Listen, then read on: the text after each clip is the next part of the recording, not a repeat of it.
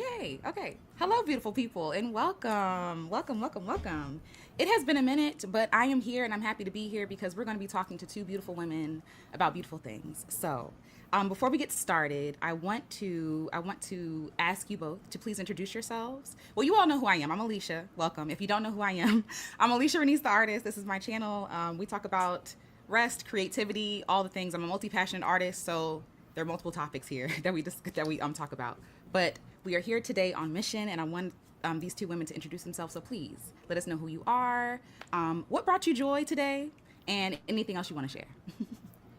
Okay, yes, thank you for having me as always. I'm Marissa Price. I am a healing practitioner helping sensitive Black women heal from trauma.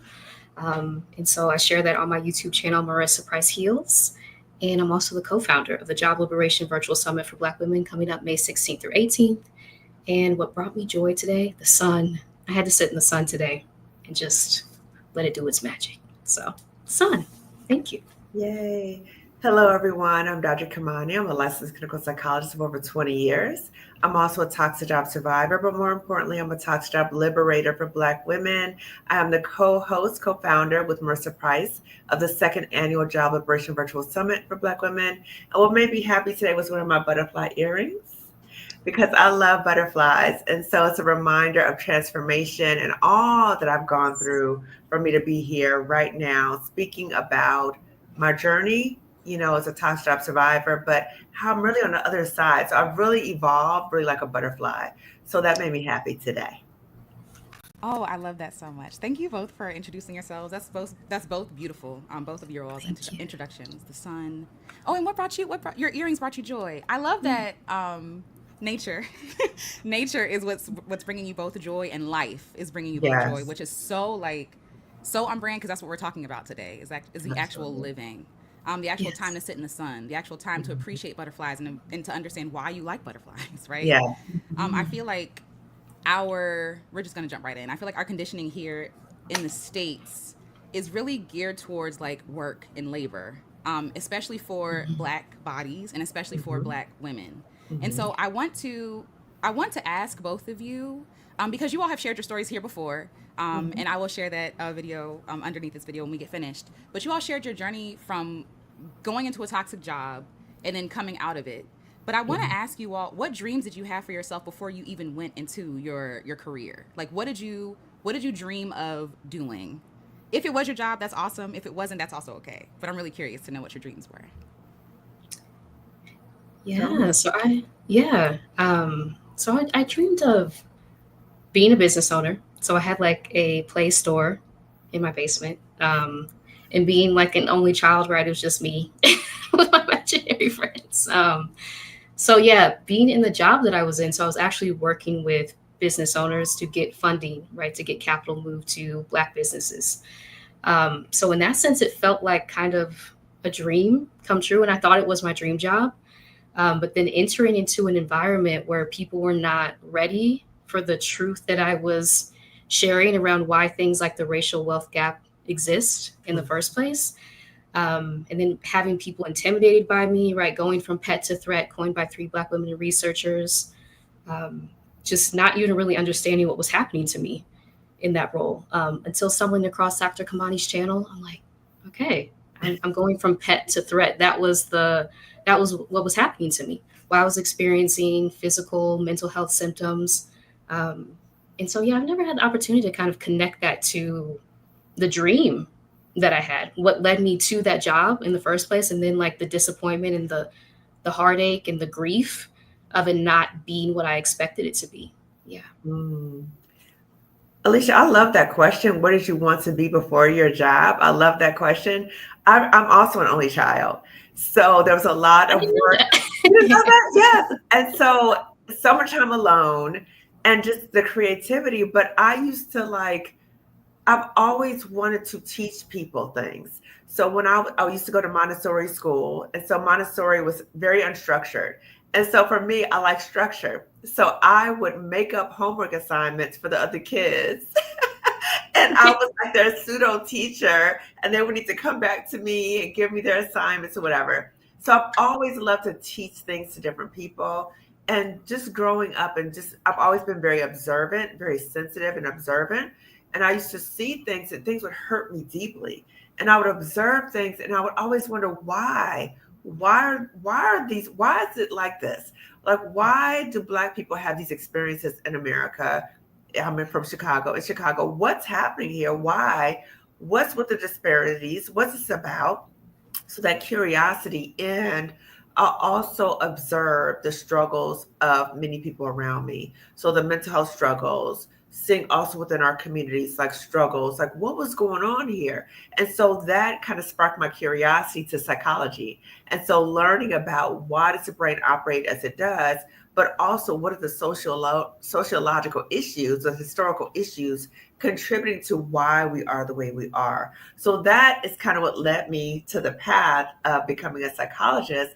But the part about wanting to teach people, I just think about full circle. Now I'm teaching people in a different way on YouTube, but I didn't make that connection earlier. So thank you for allowing me to connect to my inner little girl, how I was like the teacher and trying to trying to enlighten people even in Montessori school. So, as Marissa said, all these things, it kind of ties into why we do the work that we do. And many of us, even as little girls, very passionate about the work that we do because we're trying to uplift people. We want to help people. So we go into professions thinking that we're there to help people, but some people in the workplace may not appreciate that because of their own deep-seated insecurities. And I love to quote Colette Elizabeth, who's my dear friend. She said, be careful in the workplace when you see people who are insecure, incompetent, immature. And that is exactly what I experienced. Not initially, because when I first came in, I had 3 Black women supervisors. Loved them, loved them, loved them. Still get in contact with them now. Great. But when they left, and Jackie Abram actually talked about this, when there's a change in leadership, you are often encountering toxicity. So I had buffers from the toxicity because of these 2 Black women. And when they left, sure enough, pet's a threat. And Marissa mentioned that. So Pet the Threat, if your listeners don't know about it already, I'll talk about it just briefly. So Pet the Threat was created by 3 Black women researchers, Dr. Juanita Johnson-Bailey, Dr. Keisha Thomas, and Dr. Rosemary Phelps. Pet the Threat deals with when a Black woman comes in the workplace and she's either sought out or because of her outstanding work abilities, people really kind of tune into and like kind of elevate her on some level. So she's doing this excellent job. She's showing up, she's showing out, and they love her. Oh, Alicia, we love you. Oh my God, you're so smart. Oh my God, you're saving this organization. Then Alicia, Marissa, me, you, whoever this is watching, you start getting more attention than other people in the workplace. And there's a shift in how you're seen and treated as if you are a threat. So going from pet to threat can feel like a whiplash. You're like, wait a minute, what just happened? Like, I'm doing this phenomenal work. Like, I'm a great employee. What's happening? But actually, Jenny Clark, who's a Black woman on YouTube, she did a video and she talked about it's actually the star employee in the workplace who is a target of workplace bully because you are really triggering the insecurities of the insecure people around you. So all this stuff that Marissa and I went through, that you went through, Alicia, like it doesn't make logical sense. And then we have to be mindful that as Black women, that we take our power back, that we don't pour all of our identity into these jobs, and there's no work-life balance. So I want to just go back to how you started. What brings us joy as Black women? So we are living and not just making it day to day, like barely kind of surviving because we're constantly thinking about what we need to do for validation from the job. Thank you so much for sharing that, and thank you for defining pet to threat. I was going to ask, can you define that? But yes, the I love Black women, period, and thank you for naming them. Thank you for naming those Black women that came up with that term as well, because Black women often excel in certain areas, and everybody loves Black women when they're using their labor for them, Right. right? Exactly. Exactly. Love it, And then but we're they, not there for them to exploit. Think about the election, right? So after the election, where's Kamala? Where are the Black women? Where are the Black people to save us? No. Mm-hmm. Mm-hmm. They like you until you have an opinion, right? That goes against their own or that they would never have been able to come up yes, with their limited understanding. And then you're challenging Mm-hmm. to them, right? And they try to take you down. So yeah. It's like they really see you as a threat to their ego, right? Like a Mm-hmm. threat to their security. I'm going to put security in quotes because they're usually often more secure than Right. than Right. us in our jobs. Yeah, I was even thinking about a video you Mhm. did one time, Alicia. I think it was last year because I did a reaction video to it. And you talked about imposter syndrome. And you talked about, first of all, the game is rigged for us. And that many times it's not us that we're struggling with our identity, it's people around us who are trying to tell us that we're less than. So you said, I think you said in the video, like, who are the real imposters? So when you think in the workplace, the real imposters are these deep, insecure people who are acting like they know everything and they really don't. And they're trying to exploit our labor. And so they are the true imposters. They're projecting that onto us, but they're the true imposters because number one, they don't want people to know that they're incompetent. So they will focus on other people distractions, throw you under the bus to distract from other people recognizing they're an imposter. And it's too painful for them to come to terms with their own incompetence. And so then they will focus on you. So I love that video you did. Thank you so much. Thank That you. And was brilliant.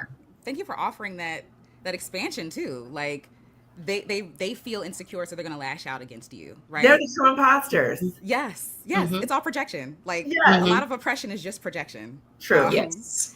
Mm-hmm. And I do want to talk about this because this is you all second year of putting on this summit, Yes. which is so exciting. But you all talk a lot about freeing yourselves from your jobs, and I think that a lot of Black women want to be free in their job, whatever that means for them. Want to be free from an oppressive work environment, bullying, these kinds of things, being underpaid and overworked. But I really think I've been really sitting with this thought that like Black women were brought here as a luxury item, right? Like Black women were brought to this country as a luxury item to make everybody else's life easy, right? And so like I Wow. think and when I think back, and I've said this before, I've said like when because of our ancestors' worth were literally tied to the work that they did. True. And I really feel like for Black women, it can be hard for us to even conceive of letting go of labor because that's all we've known. Yeah. Even ancestrally, I look at the census where my there's a chart, but I look at the census where my grandmother's name is, and it's like housework, or the mother of my great grandmother, housework. Like these women have always worked, and my grandmother on my mother's side passed away in her old age, but she was working in her old age. And sometimes I wonder if we can't even imagine ourselves as a living being. Like we see ourselves through the lens of white men, violent white men. And so because we see ourselves through the lens of white men, we often see ourselves as the workhorse. As Zora Neale Hurston puts it, I'm just saying the Negro woman is the mule of the world, right? Like, so how do you all deal with, first of all, have you ever struggled with letting go because you don't know how to not labor? And if so, how do you give yourself permission to not labor? Because I feel like for some Black women, they hold on to their jobs because what else am I going to do? Like, what else am I here for? Mm-hmm. Yes. Yeah, my identity was so tied to the role that I was in. Especially like Dr. Kimani has talked about before, like the mission. I was so committed to the mission, right? Seeing the disparities that exist in the US, like having a research background and also realizing that it's very rare for someone like a Black person to be in the role that I was in at such a young age. And so I felt the pressure to stay and just like try to make it work, like all these things that I was trying to do to try to stay in the role. And it was a process of really listening to Black women creators on YouTube, going to therapy, and have her reflect back to me that it was the environment and it wasn't me. That really helped me begin to like decenter, like, or detach my identity from the role that I was in, so that I could even see that it was possible for me to leave. And that's why I also talk about like owning your skill set is so important, because these jobs will attempt to like take ownership over the skills that we brought in while in the process of like trying to convince us that we're not skilled at all. So it's really this mind game that the ways in which like oppression functions, right, to make us feel like we don't even have the skills that we came into the job with. And so, yeah, it's been learning. It's been really being quiet, I think, and learning from other Black women, sharing their stories in the workplace, realizing that there are patterns and themes that emerge, right? When we share our stories and we're able to see this is a pattern of oppression that we're experiencing globally. And it's dehumanizing, right? So even leaning more into my humanity, reading narratives of people who were enslaved has been eye-opening for me to connect the dots between the stories that I've heard of Black women in the workplace in the modern day, and what we experienced centuries ago, right? During enslavement, the threads are still very much there. And that has been helpful for me to further detach as a way of, I don't know, liberating myself, right? In the legacy of people who came before me. Yeah. And I think it's so difficult for us because of many times we're functioning and we're detached from really understanding the social historical framework from which we've been brought into this country and even I would say in the world with colonization. And that, as you said, that our labor was really to benefit other people's luxury. And so our whole history in this country has been rooted in labor. So quoting Stephanie, a lot of the things that we're experiencing in the workplace are fruit of the slavery tree. How we come to perceive work and identify in relation to work, fruit of the slavery tree. It also reminds me of the work of Dr. Joy DeGruy, who talks about post-traumatic slave syndrome. There's many things that have happened in relation to slavery that has impacted us and is still impacting us to this day, but we don't connect the dots to that. And so really understanding, why do I feel this sense of commitment and loyalty to a job? As Stephanie says, these jobs ain't loyal. So why am I so loyal to a job that will just eat me up and discard me like that? So we have to say, wait a minute, where's this coming from? Is this my social programming? And the social programming that we get many times is from our mothers and our grandmothers and our aunts. But let's look at their lives too and look at their work experience like you talked about. Let's look at their history of work experiences. And my perspective is our ancestors have gone through so much for us to be here right now that I don't think that they will want us to suffer right now. I don't think they will want us to still struggle because of they struggled. I don't think that's what they want for us. So how do we create a different reality? Because we can. We can. That's the oppressive way of thinking, is that we cannot do anything different. We have to continue to live in the ways that we live, even though it's killing us, it's harming us. That is not true. And so we're here to say there's a different way, sis. Just like Harriet knew. Harriet was like, like that's a reality, but I'm making a new reality. There's a different way. So that's what we're doing right now with the virtual summit, is showing Black women there's another way. The other part is, Marissa mentioned therapy. Therapy is so important. I'm a therapist, and I'm a therapist with a therapist. And it's so important with therapy because there are some unresolved issues that many of us have that keep us at these jobs. So that sense of, I got to stick it out. I got to stay here. I got to prove this. I got to make them respect me. Where is this coming from? Are there some unresolved issues in your life, some unresolved, particularly childhood issues in your life, that it makes you feel so determined to set the situation? And are you operating in this fear survival mentality? Many of us are on survival mode. So even if you got money, or even if you do whatever, we are still in survival mode as Black people, as Black women, because we know how people perceive us.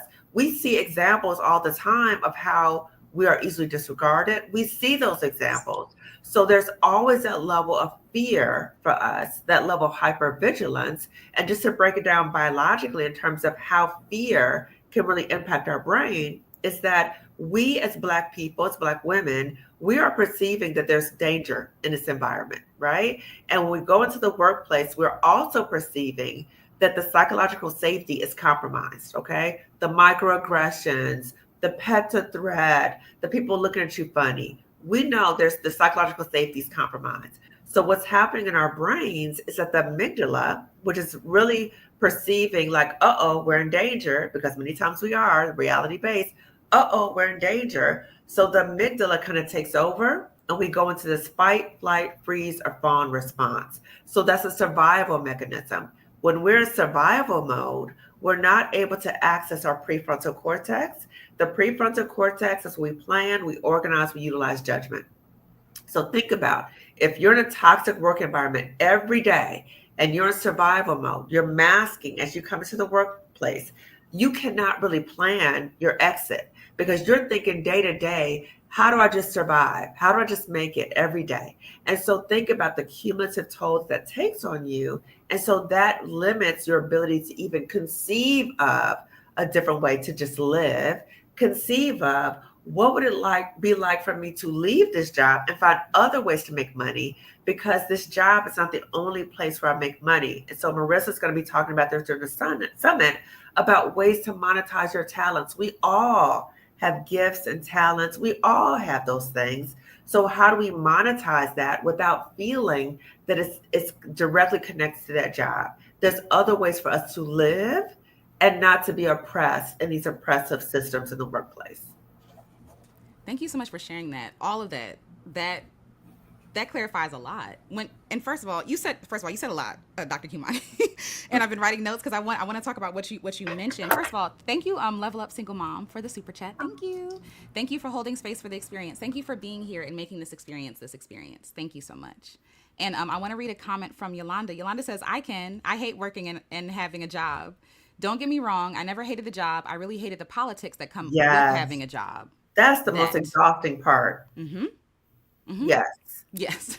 It's like you all were talking earlier, like almost felt like we're being like the reason why I was asking about our dreams is because I feel like we have good intentions when we go into the workplace. We want to change lives. We want to do good things. Yeah. And people exploit that. They exploit this desire to do good things. Absolutely. And almost like guilting us. It's an abusive relationship. It is what it is. Like guilting us into laboring for them. And each one of your dreams, even though it was aligned, it was taken and used for their thing. Yeah. But I love that you confirm that the danger that we feel in the workplace is not imagined. It's not. It's real. It's real. Because a lot of people would try to tell us, oh, just work. Oh, this is normal. This is how work normally is. This is not normal. Right. Right. Mm-hmm. It's not normal. No. It's normalized. Yes. Mm-hmm. You know, it's something else that they do to us, which is, I'm going to call it a mind F. I'm not going to say the full word. Another mind F is that they'll say, well, if you've gone from one toxic job to the next, to the next, to the next, then you are the problem. You're the common denominator, as opposed to saying, wait a minute. Okay. Racism and sexism is everywhere. Okay. Now, I always say self-assessment is important. Yes. There's always areas where we need to improve. Yes. However, if you're having the same dynamic at each job you're going to, and you look at the vast majority of women, Black women, and they're having the same dynamic, it's not just us. It's not. So that's a mind F. It really is. This is for me, it's drawing parallels between abusive relationships, like romantic ones, or even, platonic ones, whatever. Abusive relationships with people, personal relationships versus the abusive relationship at the job is very similar. If this person keeps harming you, you must be the problem. That's not how that works. Like, if you have been conditioned to accept abuse, you probably will keep accepting abuse, right? True. So like, if you don't know what you don't know, if you don't know that this is not how you have to live, how then can you make a different decision if you don't know what else is available? If everybody else is telling you, if you woke up every morning, you saw your mom taking herself to work, coming home exhausted, depleted, you're going to think that's normal. True. You're going to think that this is what the job requires. True. My life, my living. Yeah. And if you've had like trauma in your childhood, that might prime you for being in a toxic work environment and having difficulties leaving. And I think Marissa talked about that as well. Mm-hmm. Mm-hmm. So like some of the same parallels, because when we're children, like we can't leave the toxic, traumatic, harmful environments that we're in. And so like when we enter the workplaces and we feel some of those familiar feelings, right, it can feel like we can't leave again. I know that was the case for me, like being transported back to middle school, it felt like, and having my therapist kind of reflect that back to me. Like this sounds like familiar to something you've already been in. And how can you now utilize your power as an adult, right, to take yourself out of this environment, to make your exit strategy, and almost like saving little you, right, from the trauma and the harm that you endured early on, and knowing that you don't have to continue that. Now you have the agency as an adult to remove yourself, to make your exit strategy. Yes, thank you so much for sharing that. I want to read a few comments. Hi, Just Talk. Just Talk says, Grand day all. Hello. Thank you for the flower. Therapy is amazing, especially when you have a black lady therapist, that part.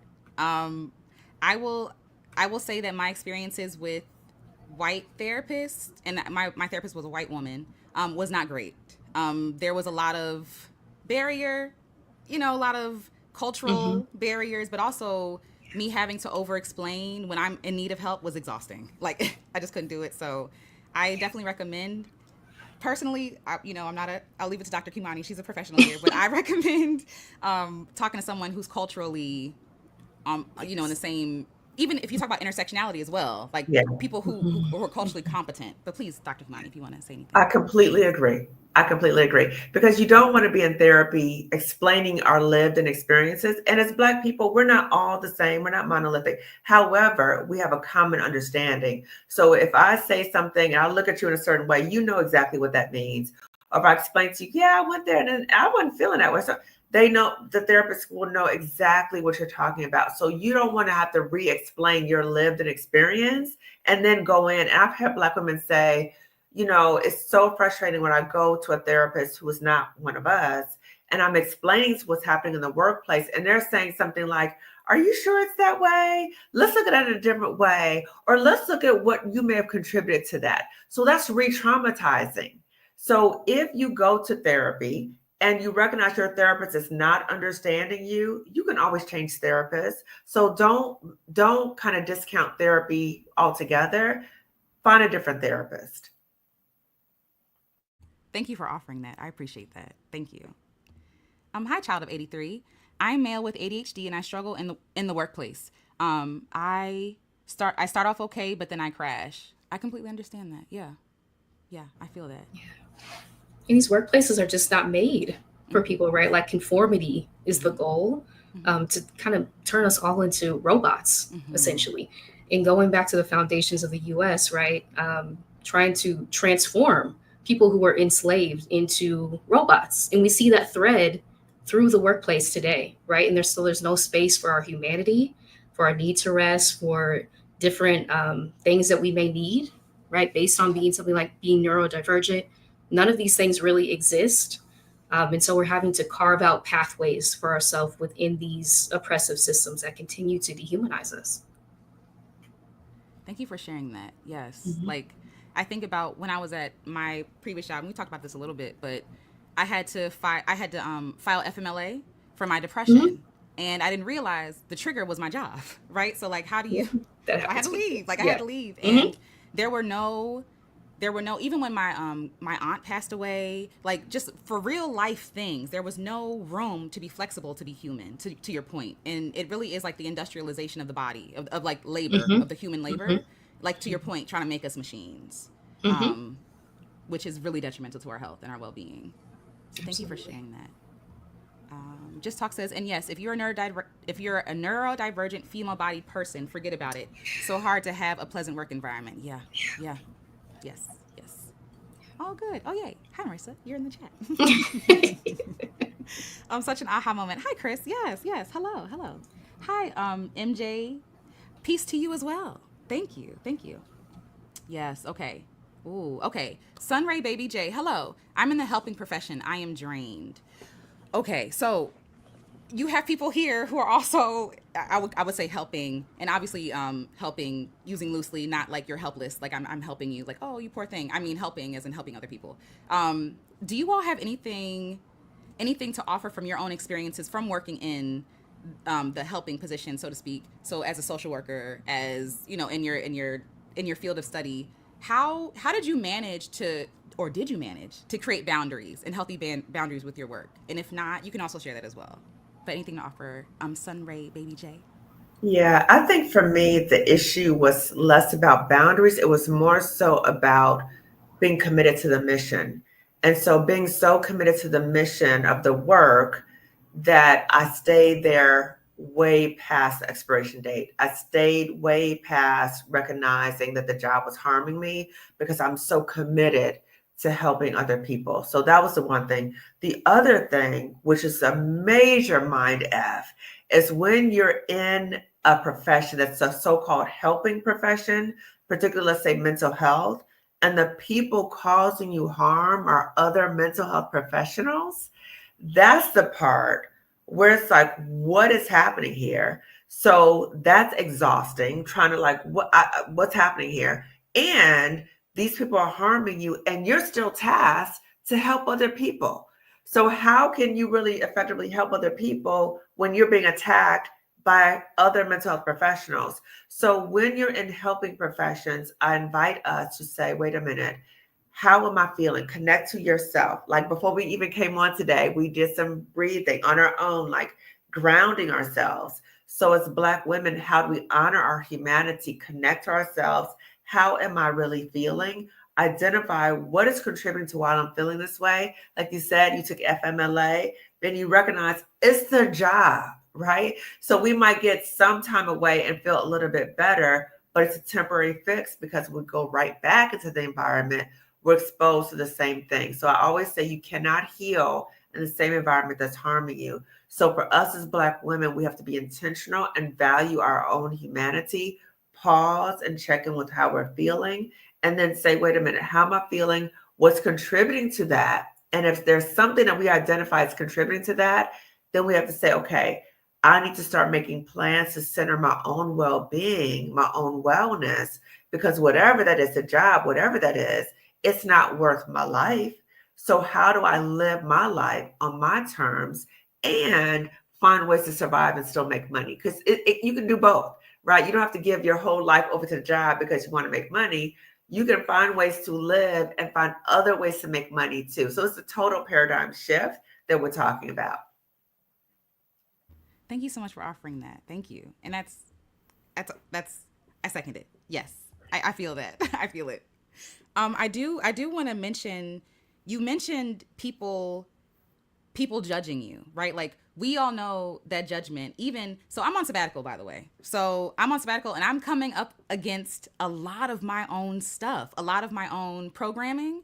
And one of the things is I'm relearning, I should say, who I am without laboring for other people. And to your point, Dr. Kimani, when you were talking about other people judging you, there is a judgment that people throw on you when you're not in the workplace like everybody else, when you're not suffering like everybody else, almost like a who do you think you are, right? Like you get to opt out of this thing, and who, or you're lazy or you're unmotivated. What else? All these other ableist things that people say, right? Ooh, can I say something Yeah, really real quick? please, Oh please. my God. Woo. Okay. So all of that, again, fruit of the slavery tree. So for Black people, this is what gets us tripped up in these jobs. What gets us tripped up is that people over years have said we are lazy, even though we built this country. So how are we lazy? Okay. So we're trying to counter these stereotypes that we're lazy. We're trying to counter, this thing about the angry Black woman. And there's this trope that we're the strong Black woman on top of that. So as strong Black women, we should be able to withstand all this abuse. As strong Black women, we should be in these environments and just give up ourselves and not think about ourselves at all. And how dare you, Alicia? How dare you want to step out? How dare you? How dare you? See, that's trauma bonding. That's trauma bonding. So for us to think that a dysfunctional way of being is our reality and normal, it may be our reality, but it's not normal. It is not normal. And so for you to come out the system and say, no, this is not what I want, we become targets. So if anything disrupts the system, you become a target. So the importance is for you or anyone else that we don't internalize that shame that people are trying to project onto us, as opposed to saying, wait a minute, why do I feel this way? Why am I seeing her in this way? Why do I feel compelled to say something in this way? There's something that's happening within me that I feel the need to say something like that. But the bigger picture is, this is all a tool of white supremacy to keep us trapped in these capitalistic ways of being, where people are exploiting our labor and we don't benefit from it. But now we've tried to find ways to justify our reality and say things like, well, all jobs are like this, or, well, you just need to play the game. Oh, she don't know how to play the game. Oh, she wants to take the easy way out. No, that's ridiculous. It is absolutely ridiculous. Ridiculous. Thank you, Dr. Kimani. And people saying preach. Yes. Okay. Because you are preaching. Every time you speak, I'm just like, yes, yes. When you were talking about it is our reality, but it's not normal. Like it's not normal. And those catchphrases that we all say that we've heard from somebody else to cope, like it's just a cope. You know what I mean? It's not real. Like these, oh, well, that's every job. No, it's not. Your CEO is not as stressed out as you are. That's insane. That's not, they're not stressed out. You are. You're bearing their burden. True. Exactly. Yes. And you're working in a way to benefit their luxury. Your luxury, right? Going back to us being brought to this country. Yes. What comes to mind is Audre Lorde, and when she's saying self-care, and obviously, and I don't want to, and I get not upset. I second before I talk about that because she had cancer when she wrote this, right? And she's talking about caring for herself. And I thought about how Black women see, first of all, people see Black women as a luxury, to your point, right?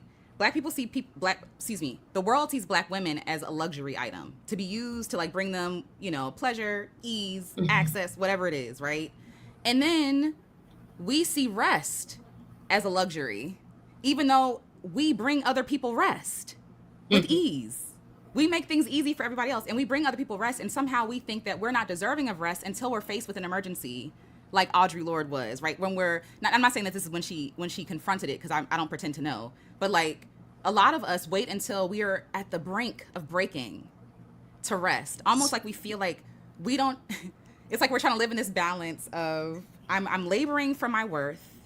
Who am I without laboring? And then, I guess I'm having a crisis, so let me actually take care of myself now, right? But how do we, I want us to get to a point where we afford ourselves the opportunity to say that rest is not a luxury. Rest is necessary. If you don't rest, you die. Well, I want to say I'm so proud of the Black women. I say the 92% Black women in the United States. I'm so proud of us because there's been this movement. There's been like this intentional movement like, oh, we've fallen back. You don't want to listen. We did all this work during election season. You don't want to listen.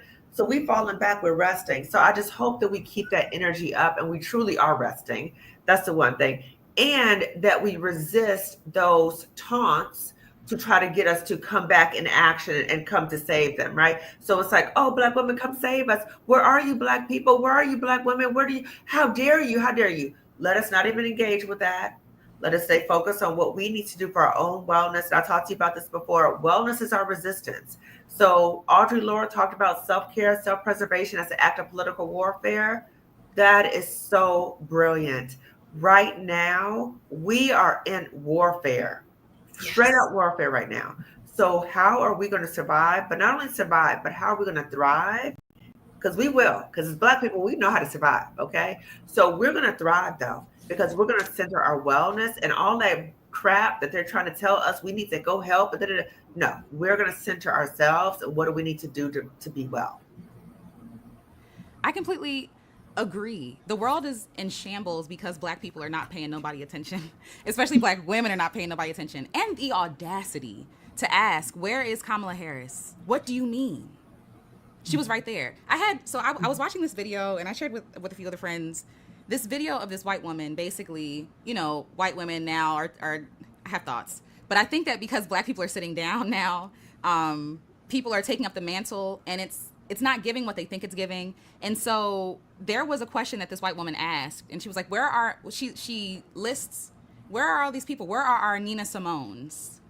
And that frustrated me to no end. I mean, it enraged me, to be quite honest with you. Wait, a white woman said this? Yes. Yes. Like, we are just here. Black women's purpose are here to make white people's lives easier, because where were you 4 years ago? Where were you 4 years before that? Like, so now because you're in pain, you think you're going back into that.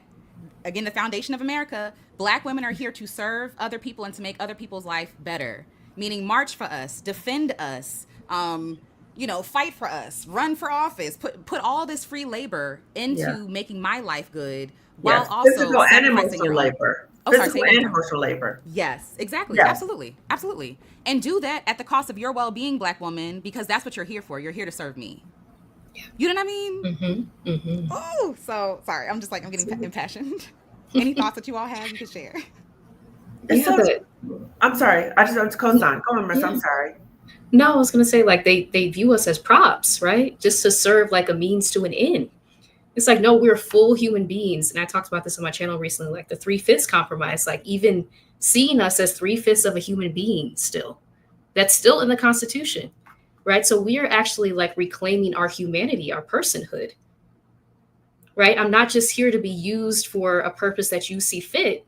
I'm here to live my life, right? This is like a reclamation of self, of humanity, despite being in systems around people who continue to see us and view us in this way and refusing to view ourselves through their lenses, right? So it's deep. Mm-hmm. It is. And I want to quote Erica De Niro TV. And she said that many times Black women, we are seen as the maid, the mattress, and the mule. Wow. It's true. Shout out to Erica De Niro TV. Yes. Love her down. Brilliant. But agreed. Like, Mhm. agreed. We are here, to your point, like props. We are here and to hoist everybody else up, right? Yes. And forget about ourselves. Yes. So there's a lot there. That I'm thinking about. I'm sorry. I'm making sure that I'm saying the things that came up. But I do think that this idea that Black women are here to serve, to your point, that people have not unlearned, which is why when people see Black folks dancing at the what is it, the trail ride, I think it's called, like when they see Black folks doing like, Oh, boots on the ground. but yeah, like when they see Black people having fun, they're enraged because how dare you have fun while the world's on fire. But the truth of the matter is, and I've been working on this video, like making art for the end of the world, like, and it was inspired by Got to Be Oshun. I have to shout her out. She's amazing. She's been changing my life, period. But like making art for the end of the world, as in the world has always ended for Black people. It's always been the end of the world for us. Like, this is not new, right? Like the same, I was looking at, and one thing Got to Be Oshun was talking about was like looking at our ancestors and how they survived. And I'm like, you know what? That's actually a good question. My great grandmother was born 1912. She's seen everything. And I met and knew her. And so I had to look to her and be like, oh, how did she survive this? Joy.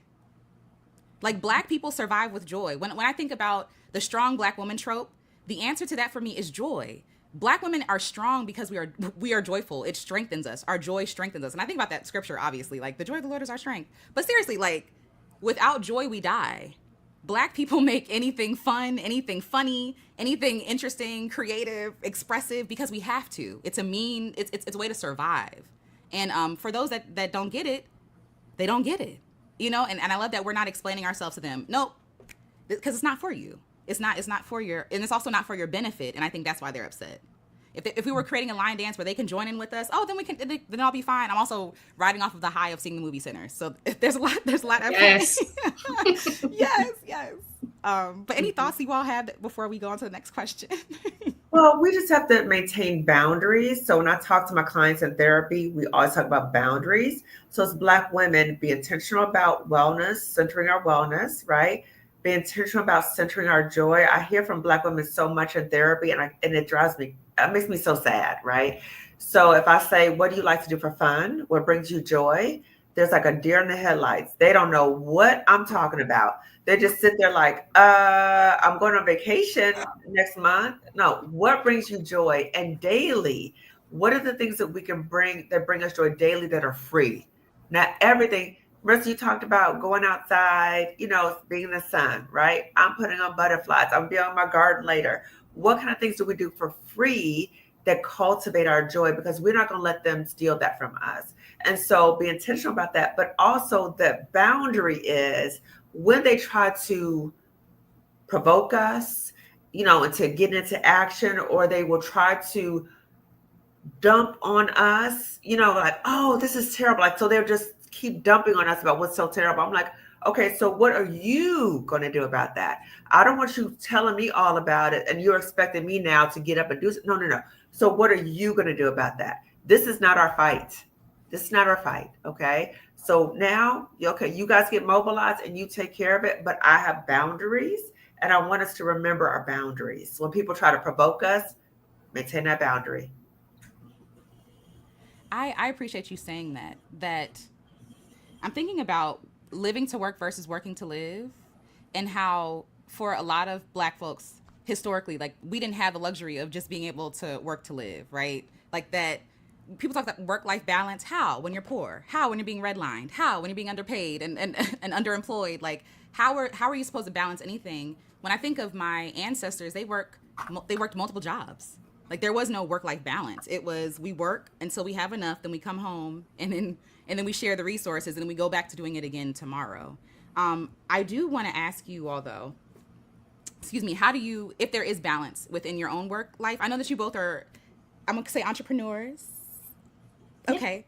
And I understand, as someone who was unlearning the toxic job and the indoctrination that I got from my toxic job, to work myself as a slave with the crack of the whip.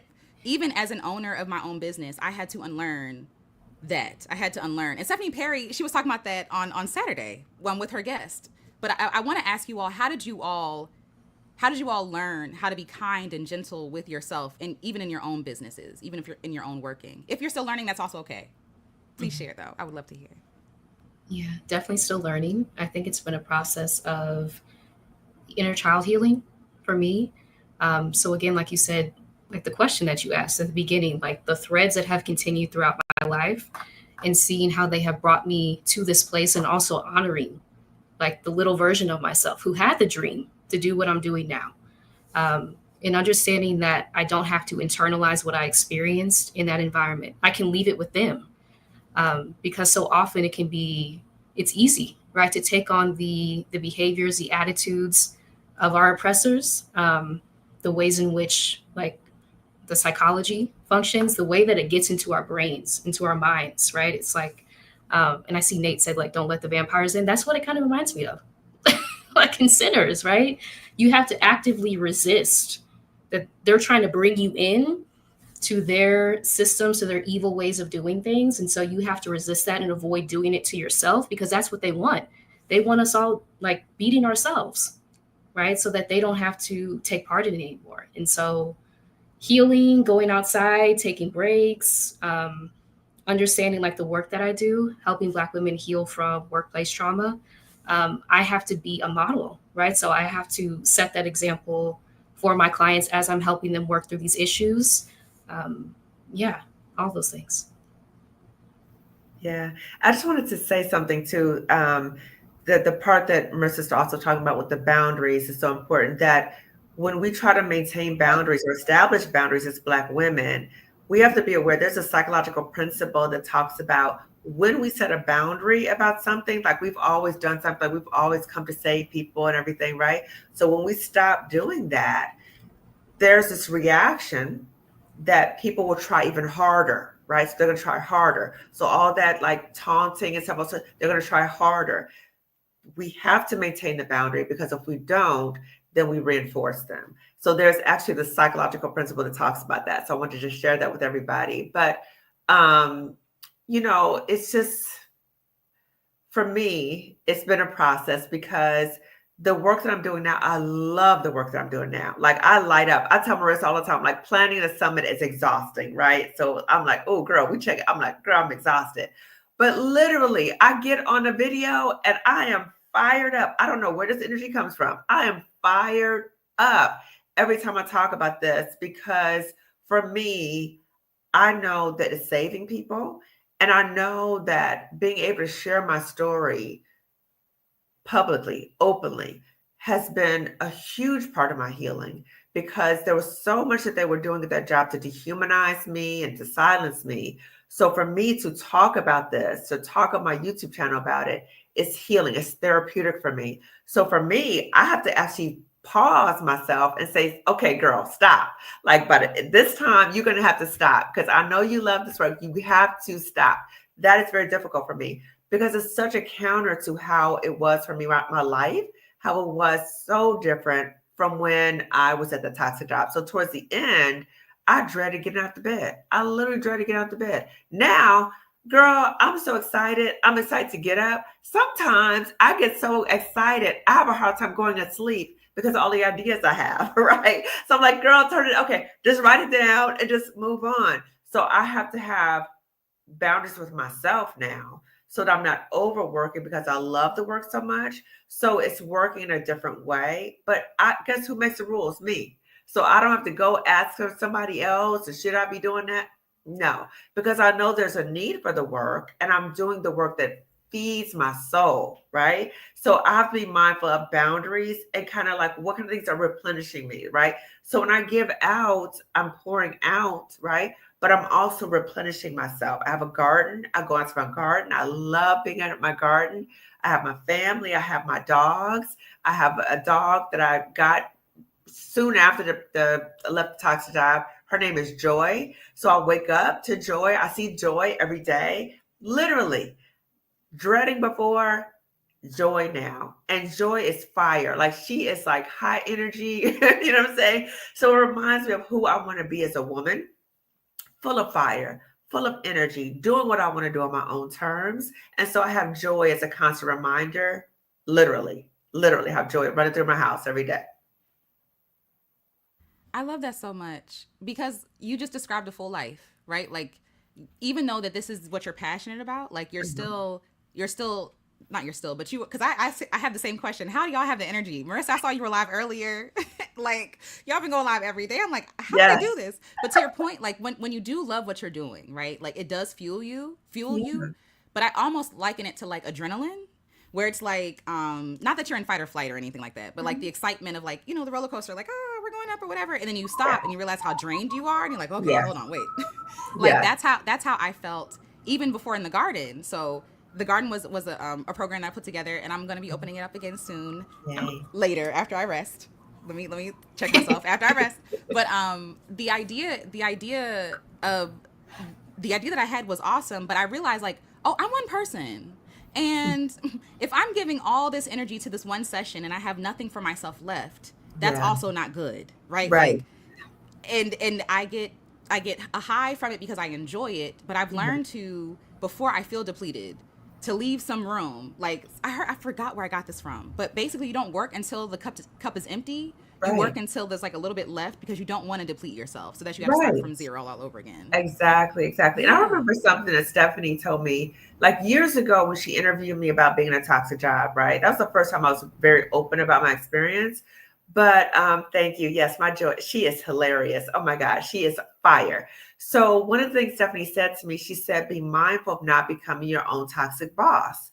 And when she said that, I was like, it's no way I could be like this. Because I'm comparing from the workplace bully. Like, it's no way I would be like that.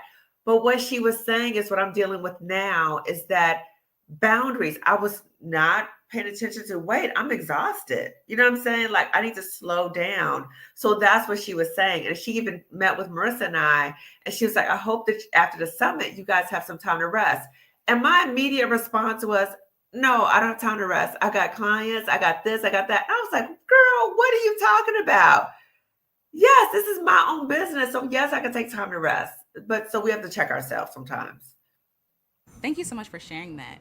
Even Marissa, do you have something you want to say? I was just gonna say, Oh, like, pace. mhm. Yeah, as a recovering overachiever for my entire life, this is like the first time as an entrepreneur, like, you really have to pace yourself. There's no other way about it because the journey will not be sustainable if you're trying to do everything at one time.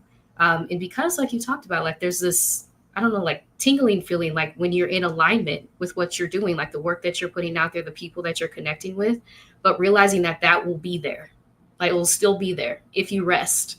And in fact, like, that makes the journey sustainable over the long term, just instead of feeling like everything has to be done like really quickly, which is something I'm still unlearning from being in schools and jobs that have where I pushed myself like past the brink of exhaustion. Now, like, for the first time, really having to learn that pace myself.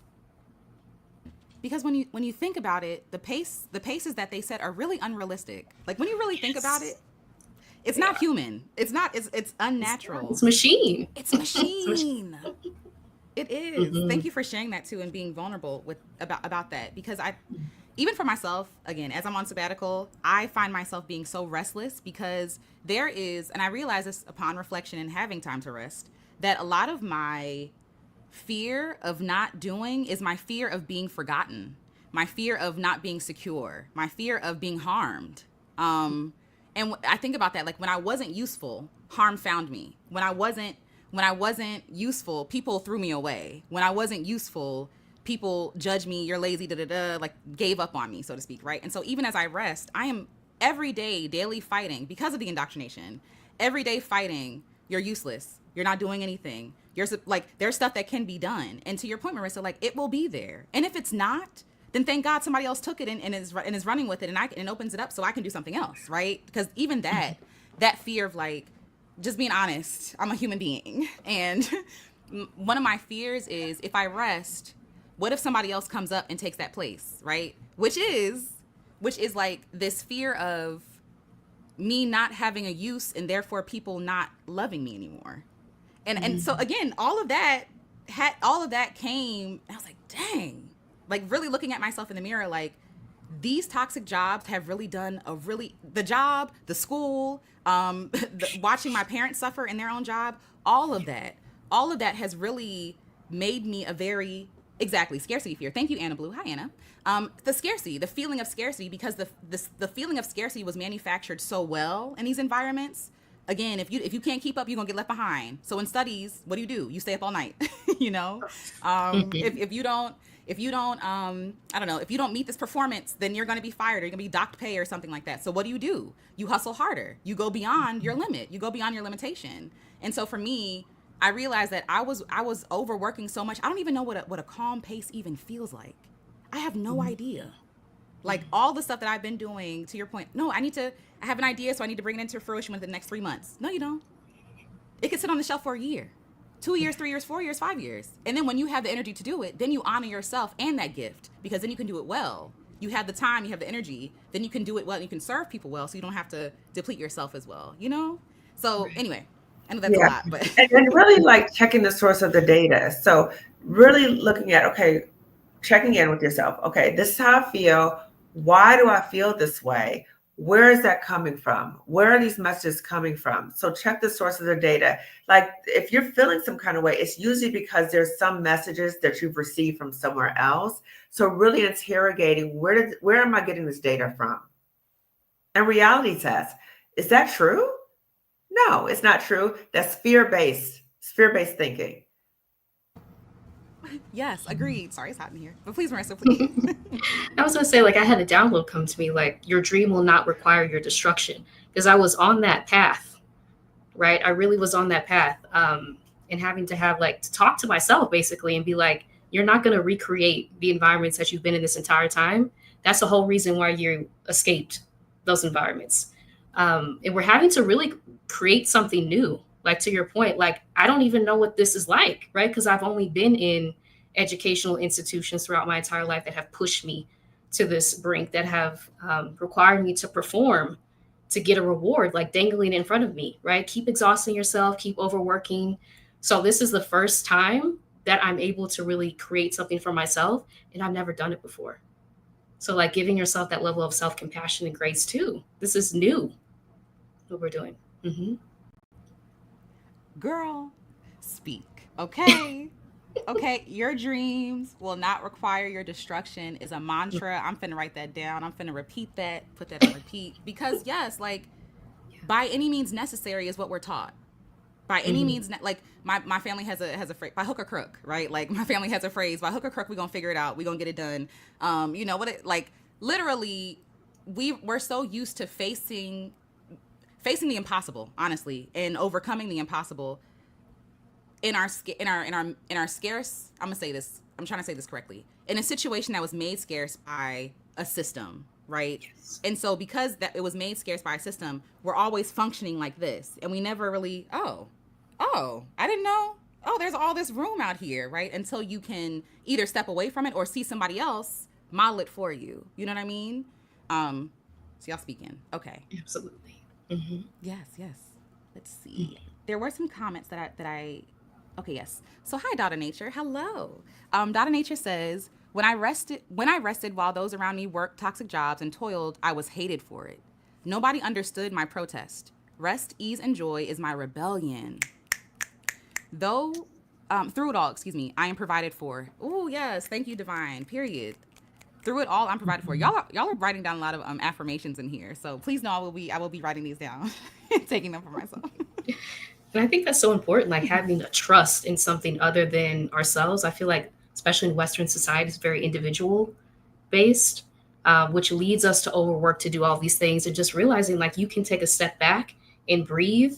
And that's really where the ideas and inspiration comes from, right? And so they want us in that state of overworking ourselves because, again, we've internalized the messages that we're just here to labor. Right. And they want us That's to internalize that scarcity mindset. And I want us to think for Black people, I'm talking about something a little sensitive for Black people, okay?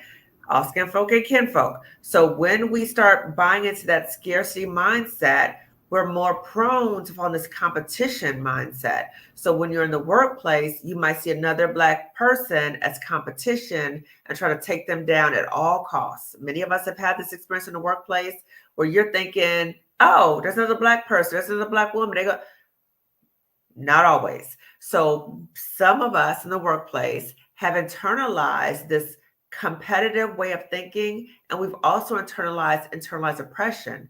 So when that happens, we might encounter other Black people, particularly other Black women, who are engaging in negative, toxic behaviors towards us in the workplace.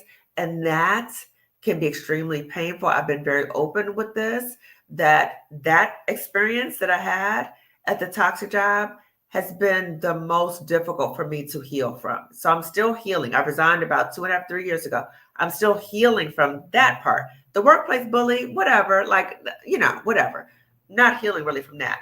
I'm really healing from other Black women who were aware of what was happening to me or stepped on me when I was down.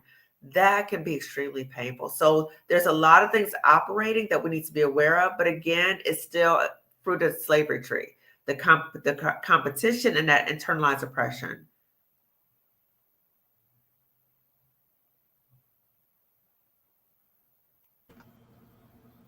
Sorry, my screen minimized. I was like, what just happened? But yes, thank you for sharing that because it makes me think of, even though this is obviously we're talking about the profession, like the job place, but I'm also thinking about even in relationships, right? And how there's a lot of conversations about, and I'm going to talk about pick-me-ism, or like women who are pick-me's, and it really is like that same competition, right? It's saying, and the thing is, I'm gonna put this delicately. I don't agree with how women who center men at the expense of other women behave and how they act, but I also understand that that's their survival tactic, right? I understand that. And it doesn't negate the harm. It doesn't make it hurt any less. It sucks, right? But I think some steps behind, because I've also had friends like that. Some steps away, I realized, oh, they were trying to protect themselves, and they were trying to be. They're like, oh, if Alicia's receiving harm, how do I be as opposite her as possible, right? Like if she's if I throw her under the bus and I make her the object of ridicule, nobody's gonna look at me and harm me. You know what I mean? And so I feel like that same that's what I think of when you talk about that same energy. And we don't realize, no, the person is making it violent and awful for all of us. I am not your enemy. Like, what? Like this perceived power you think I have, like, no, they think lowly of both of us. And so nobody wins when you compete that way. You both lose. Because then how you got that job, you got to keep it. I think we talked about this before, like how you got that job, how you had to throw that woman under that bus, how you had to create competition where there was none. You got to keep competing now. You're not safe. You've no longer marked yourself as safe. Now you're on an island by yourself. You have no allies. Enjoy, right? Like that's, and so when you have to be thoughtful when you choose to operate like that within the workplace, because it's not only harming, yes, firstly the person that you're literally harming, but it's also harming yourself in the long run. It's not going to last that long. If they're willing to do that to that Black woman, what do you think they're going to do to you? Well, absolutely, it is. So, Yes. so we can recognize karma is real. It will eventually come back. You might get that promotion, you might get that extra pay raise, but eventually it is going to come back to you. Mm-hmm. And can I say, like, in the job that I was in, like, they attempted to do that. Like, the person who was toxic attempted to, like, triangulate me with another Black employee, right? By talking about behind his back. I'm like, that's not going to work. So we have to actively resist these efforts, because divide and conquer is a strategy of oppression, right? This is what they have done throughout history over and over again. Same tricks, different year. Same tricks. Also, hi, Anna Blue. Anna Blue says, I've heard of boundaries like a remote. Once the button doesn't work anymore, they start pressing it even more and are confused. Then they stop. I love that. A word for the people. Okay. That is real. And thank you, Anna, for also saying they press more. Right? Because that's what Dr. Mm. Kimani was talking about before, right? Like when you understand, okay, because I've been there. When you set a boundary with someone, it will ruffle feathers. People will get upset.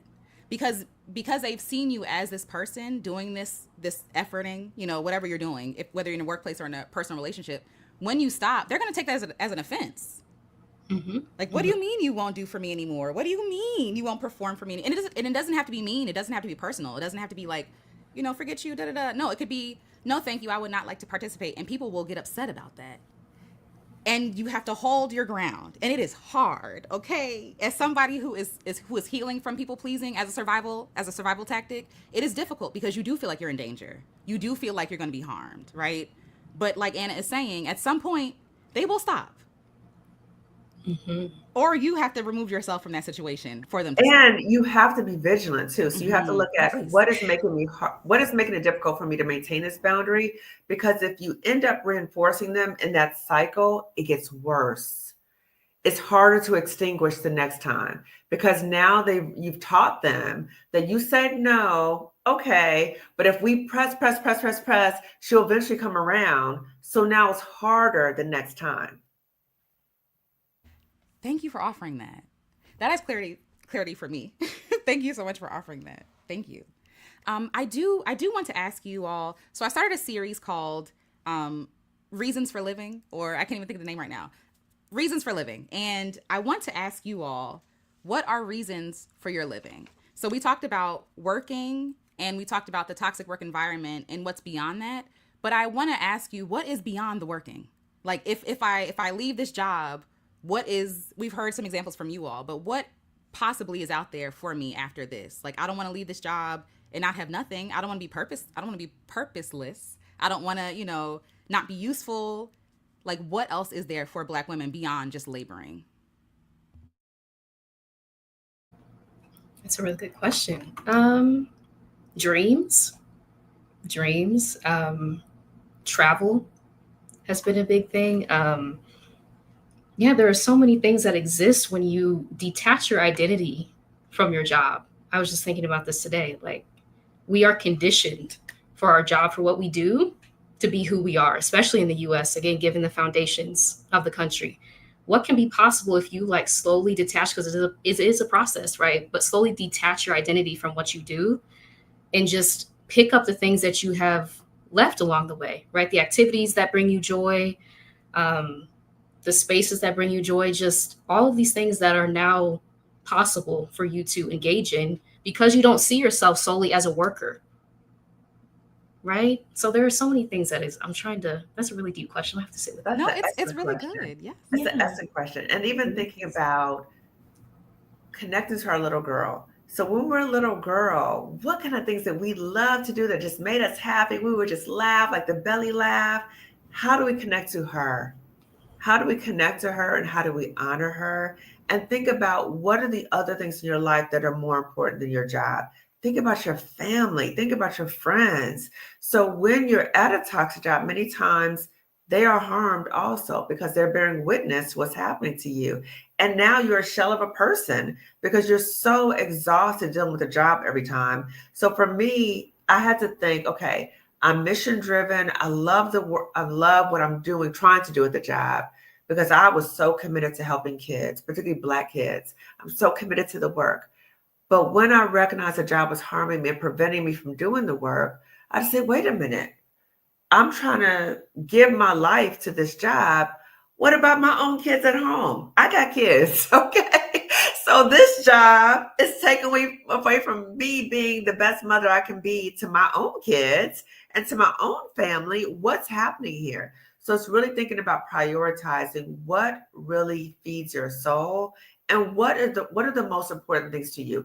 If it's that job, I really encourage you to go into therapy about that. I really do. Because now your whole reality, your whole existence, your whole identity is based upon a job that is not healthy at all. So now there's no work-life balance.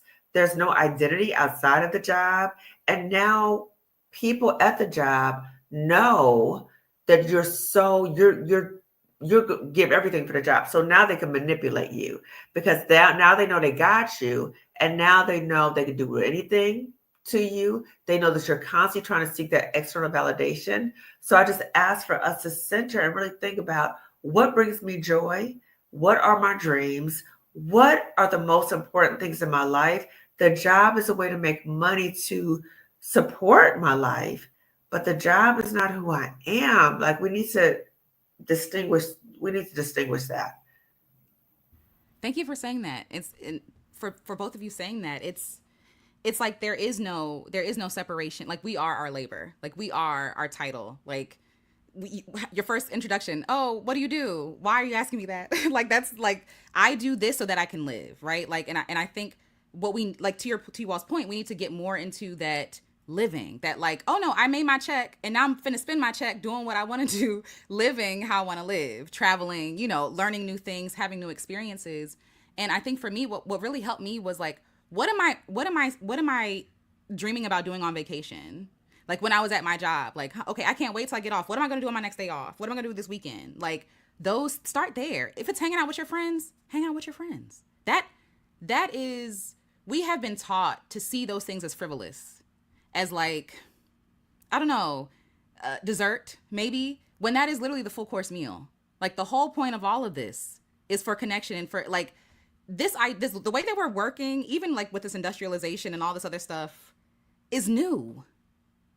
This is new. Like you were not created to labor, because literally we're living in a white man's imagination. This is not real. Like this is not real. You're a sovereign, holy, sacred being. Your purpose is not to come down here to make no white man no money. You are far more worthy than that. You have a far greater purpose than any of that. And this job is just a means to be able to do what you want to do. Live your life with joy. That's it. I love when Stephanie Perry talked about purpose. I think she was talking about purpose, and she was like, I'm tired of hearing about purpose. And this is me adding color. But like to that point, it's like, yeah, because we're always like, what do I need to do? And everything is about serving everybody else. Serving everybody else. And it's like, no, like beyond purpose, to your point, what is bringing you joy? What makes you happy? What lights you up?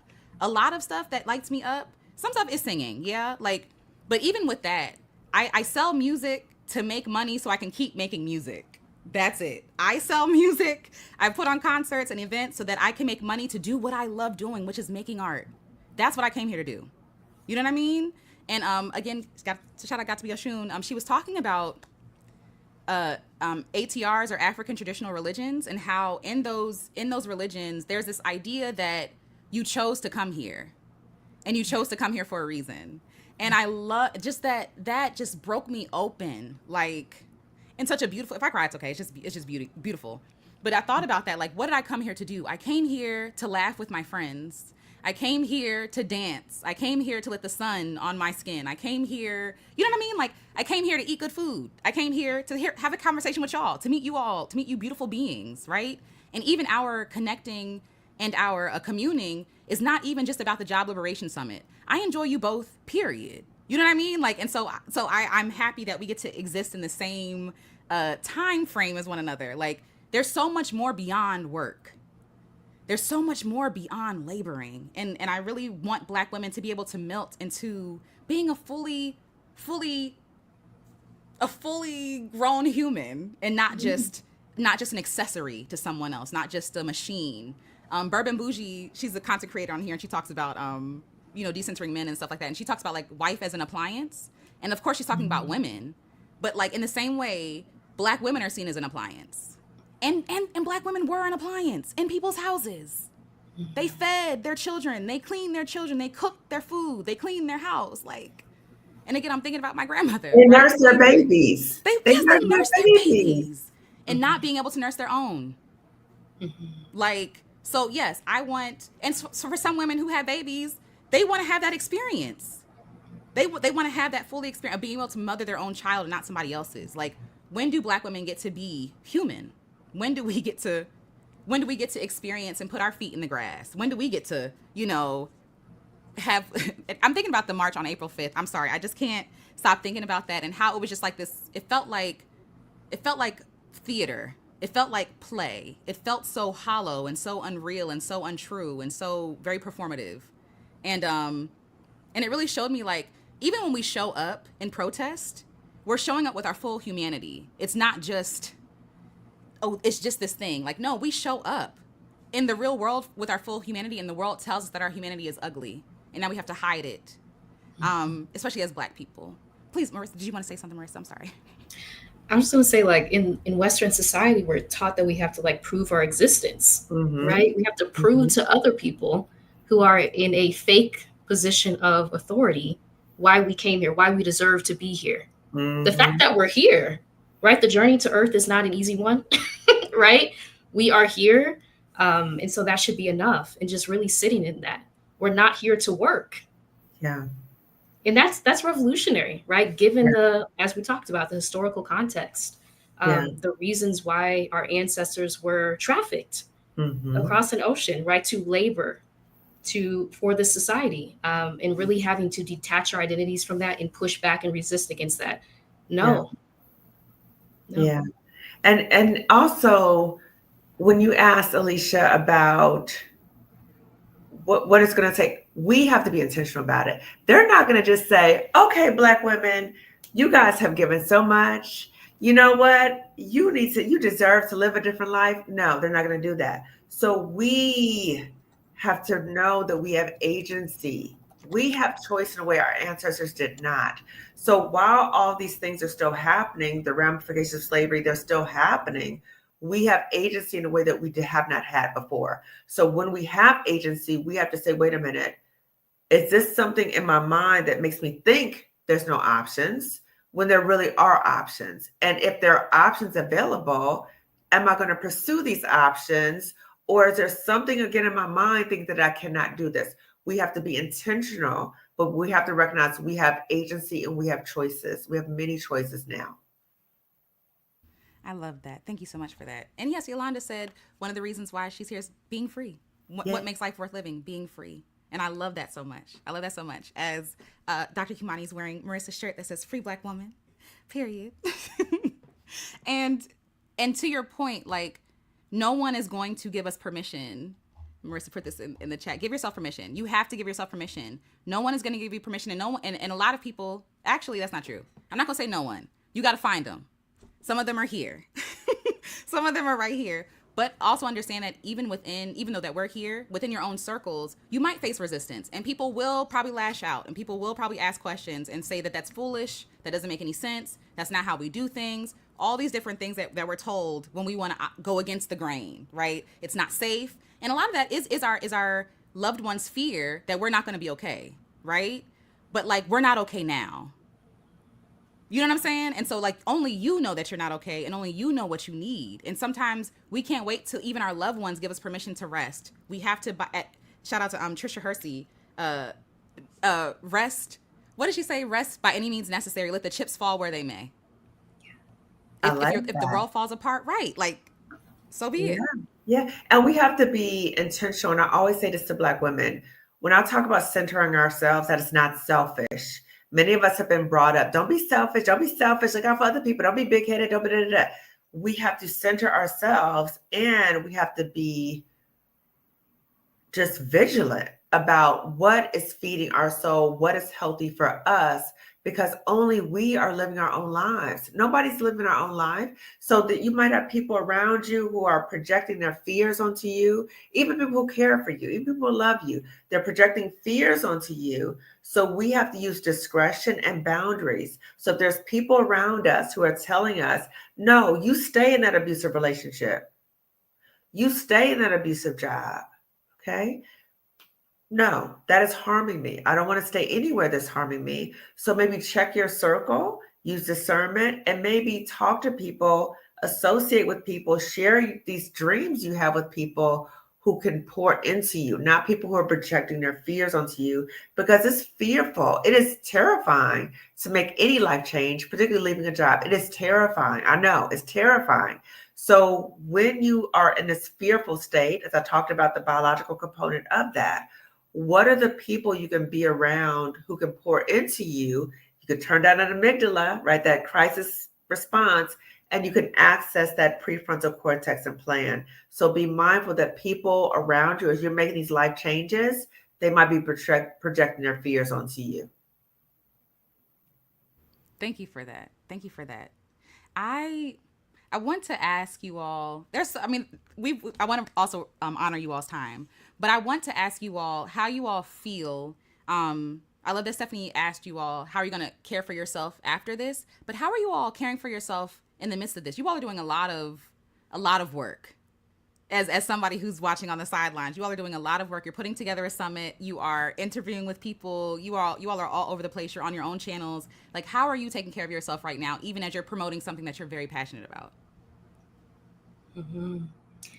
I think going outside has been very helpful for me. My dog, I know Kamani mentioned her dogs, but really, I don't know, the trees, like trying to come out of the human pressure on things has been really helpful for me to stay grounded.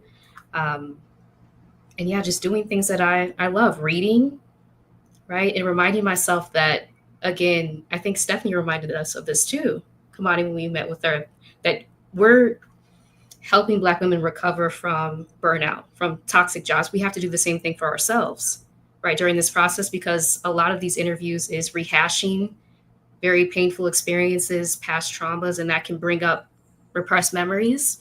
Um, and so holding space for ourselves and taking time, right, out of our schedules to really to heal while we're in the process of helping other Black women heal and make their exit strategies. Good. That's really good. So and just spend time with my dogs and my family. I also have a garden outside. So periodically I'll go out and I'll pick some kale or I'll pick some collards to eat. And just seeing all the things I've grown and that's growing, like I planted an orange tree. So just seeing little bulbs of that starting to grow. And I see the lemons outside. And when I water everything around me, I'm quiet and I can hear the drops.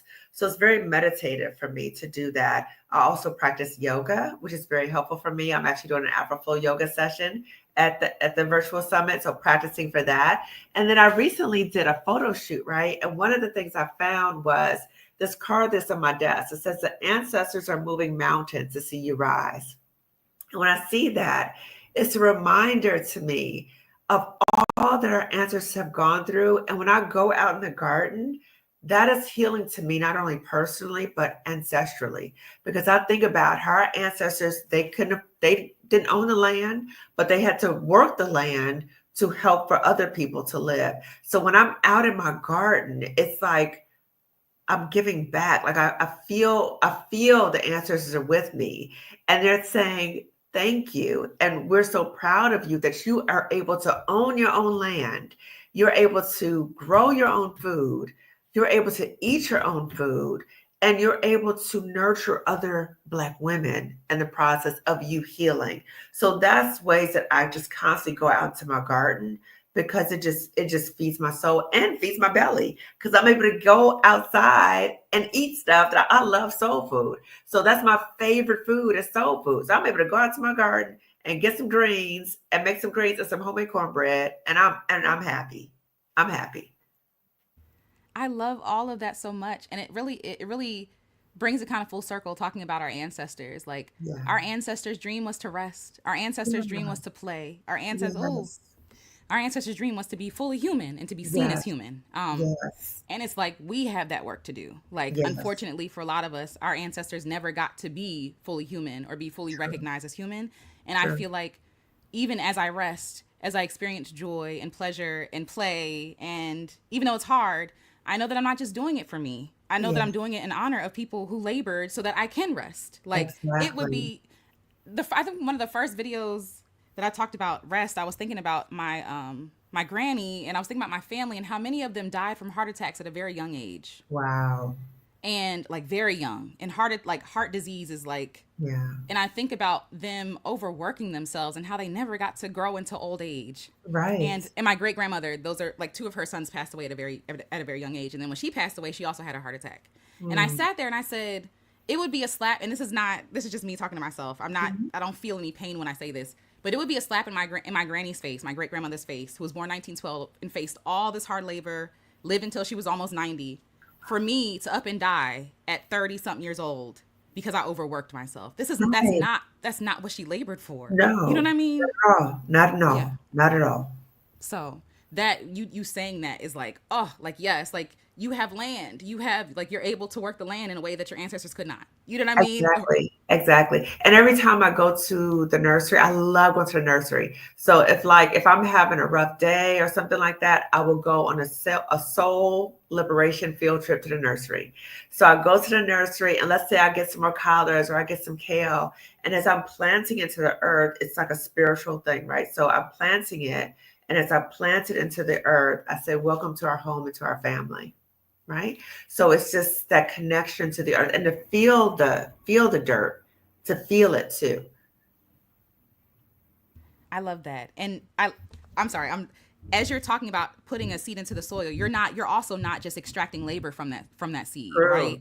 You're True. honoring that seed as its own being. Like Yes. you're giving that seed its own glory, Yes. in ways that we're not even giving glory. Like even that seed, we can see that, like, oh, and that's literally how I walk through the world. Like, oh my God, hey tree, hey ant, like what's Yes. going on, right? Yes. We're all connected. Yes, yes. Yeah. I love that you even do that with intention. Like, Yeah. I'm caring for you, and in you Yes. caring for that plant yields for you as almost like an offering. Like, thank you for taking care of me. Here's some collard leaves. You know what I Yes. mean? Yes. Good eating. Good eating, Yes, girl. yes, I Yes. love that. Okay. So I want to share one more comment, and then I want to share a special treat for you all. Professor ADHD. Hi, Professor ADHD says I've personally been dying. I know what that feels like. I for so long did my schooling journey to make my dad proud, and I wasn't allowed to do film. I went through grad school, got a PhD, opposed to a master's for the wrong reasons.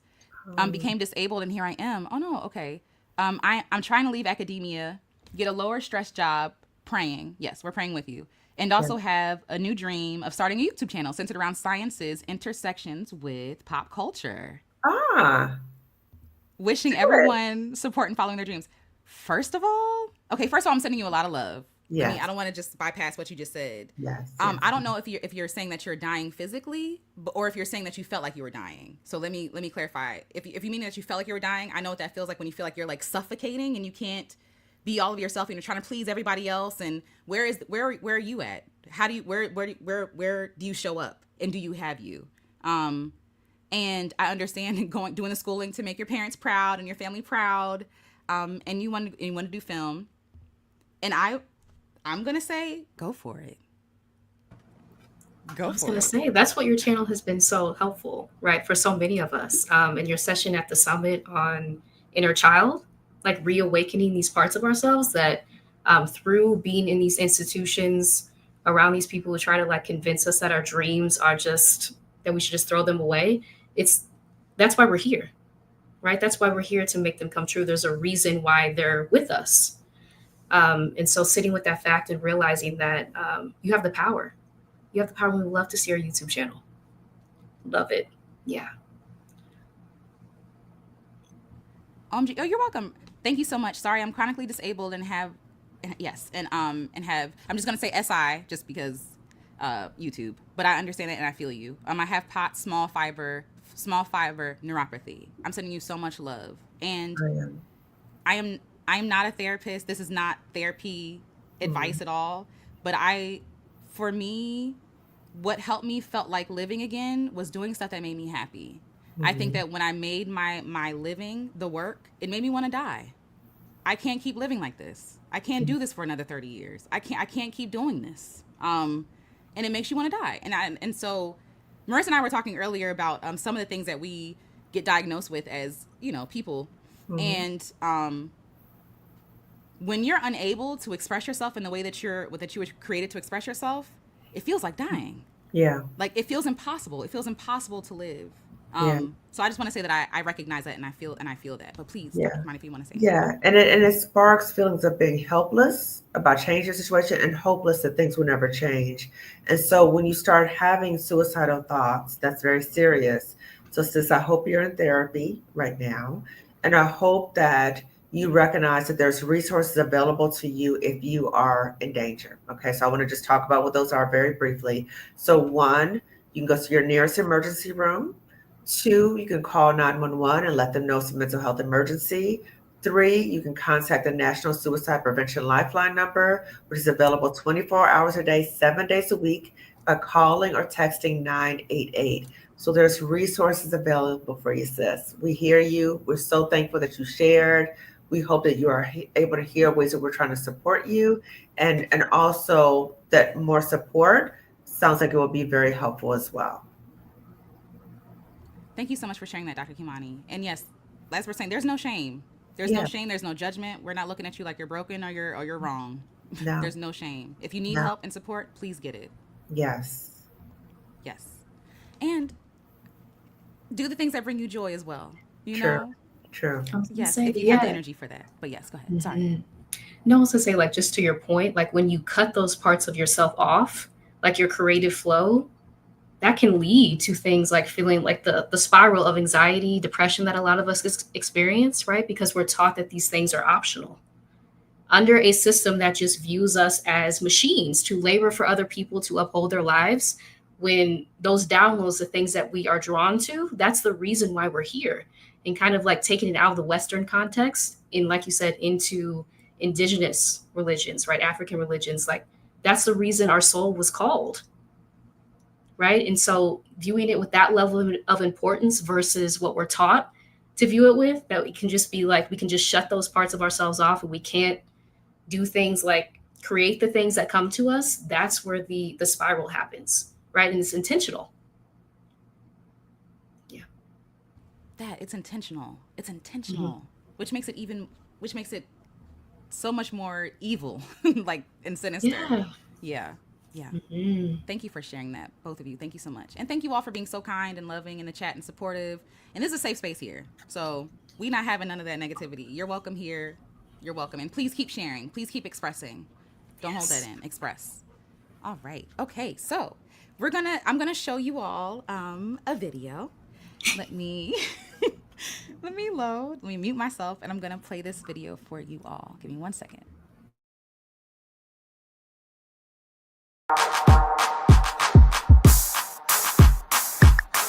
Are you a Black woman who is looking to make your pivot from a job that's not serving you? What's happening to them is not the result of unconscious bias.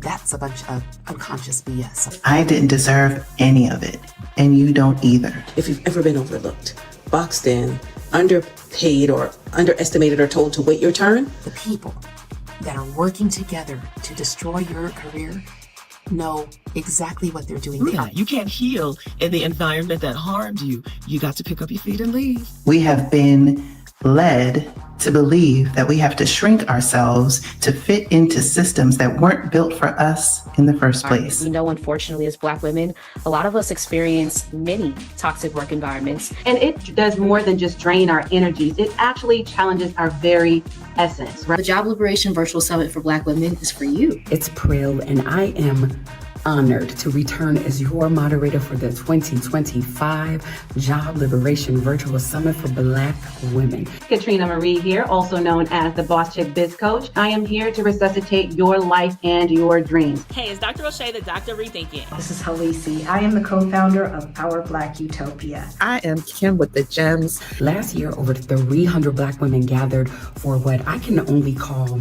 a moment. In the session that I'll be facilitating with Liberation and Longevity, we're going to be ensuring wellness beyond the toxic workplace. And I'm going to be talking about how to get your money right so you can leave that toxic job. We went from negative 22,000 to over 1.1 billion in net worth. I will be talking to you about how you can get your financial act together. How to maximize your income by leveraging your talent. I'm Janice Sutherland, CEO of This Woman Can and career strategist for the mature Black woman. I'm Giovanna Mae Reese, founder of The Hiatus Space, where I help ambitious women set boundaries, reclaim their energy, and live with clarity. I'm Dr. Kimani. I'm a licensed clinical psychologist of over 20 years.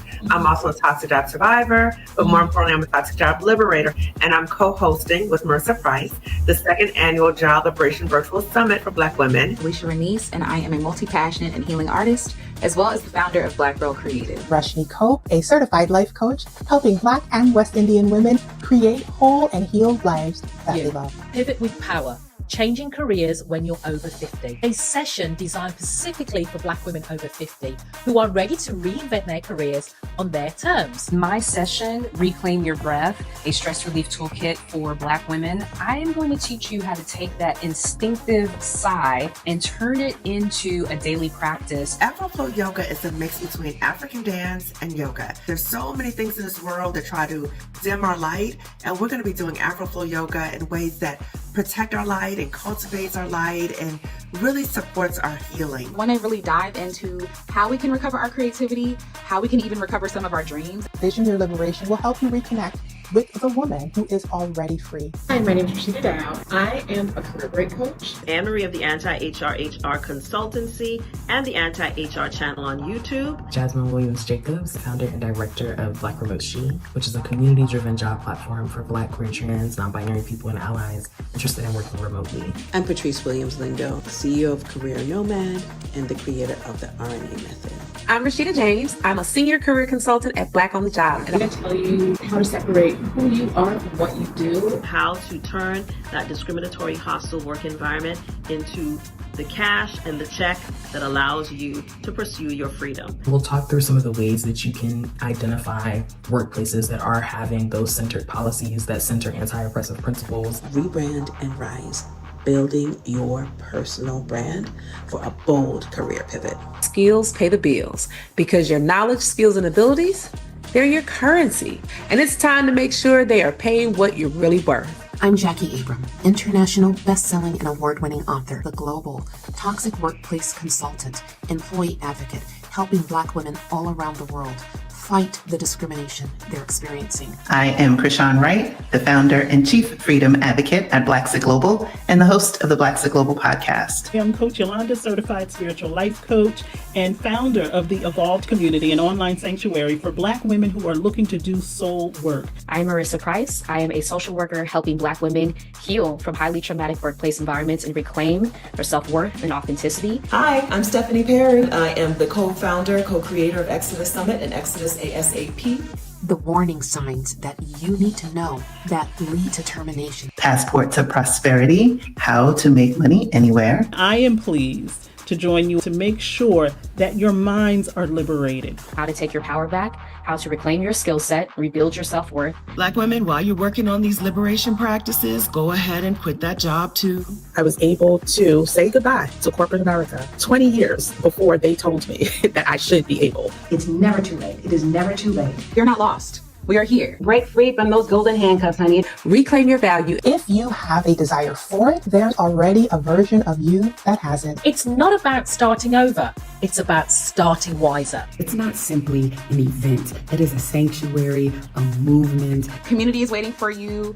New opportunities are waiting for you. A new horizon is waiting for you. It is your time to shine. Your liberation is not just possible, it's divine. And it's waiting on you. If you would like to attend completely anonymously, that is your right to do so. We look forward to you joining us at the 2025 Job Liberation Virtual Summit for Black Women, May 16th through 18th. Register now.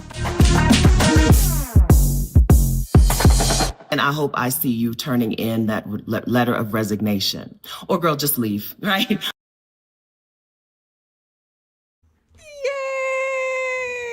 That was awesome. Amazing. Yes, and shout out to Rushni Cope, aka Yes. Glamazini, Shout for out. creating that amazing. You did that thing. Yeah. You did that. You did that. That was awesome. Yes. Thank you so much for that. As we start to wind down, because I do want to respect your time, because I know that you all have places to be and things to do.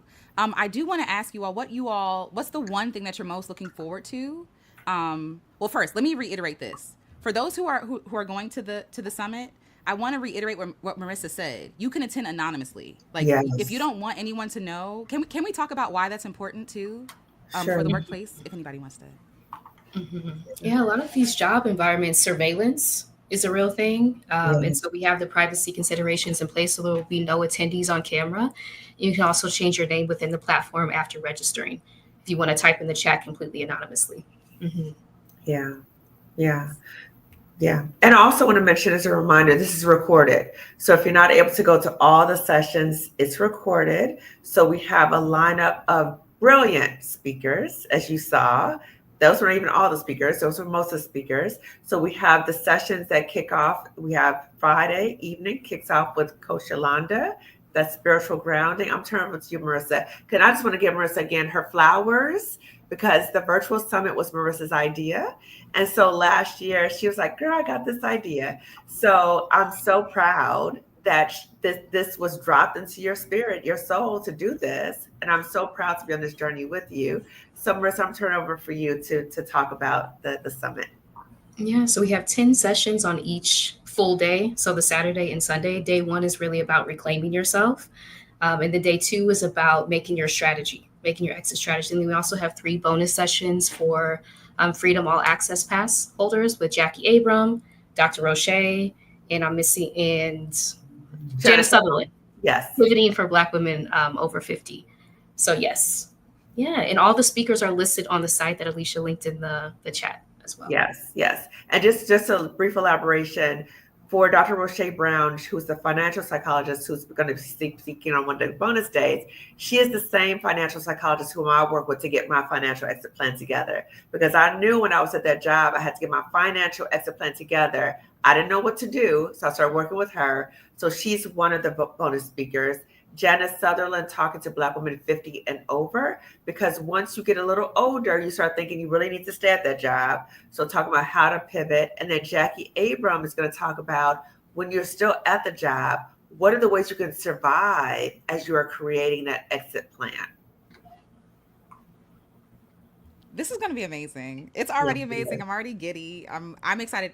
As a presenter, I'm excited to see the names and the sessions listed. I'm really, really excited about that.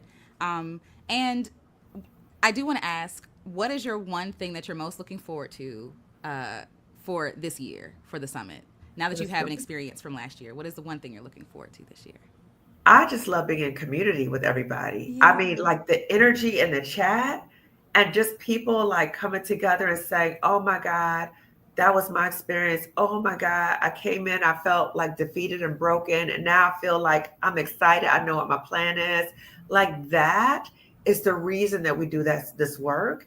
And so to be there, to like witness that, like I'm excited. I'm so excited to be a part of that as well. To see that and immerse and just sit and just sit in that, sit in the hope and the glory. Yes. I love that. Yeah, me too. The connection, the community. We've had Black women attend globally because unfortunately being in a toxic job is an experience that we can relate to, right? Globally, given the systems of white supremacy, sexism, anti-Blackness that exist. But to be in a safe place to be able to heal and reflect back to each other that it's not us, right? To really externalize our experiences, that can lead to so many pathways of healing. Because then you're able to reclaim the parts of yourself that you took off to survive this environment when you realize it was just the environment. You were never the problem. Yes. Yeah, and I do want to ask Alicia, would you mind sharing what you'll be talking about at the summit? Sure, yes. So this year at the summit, so last year at the summit, we talked about reclaiming our inner child, reclaiming our dreams. This year, I want to be talking about reclaiming our creativity.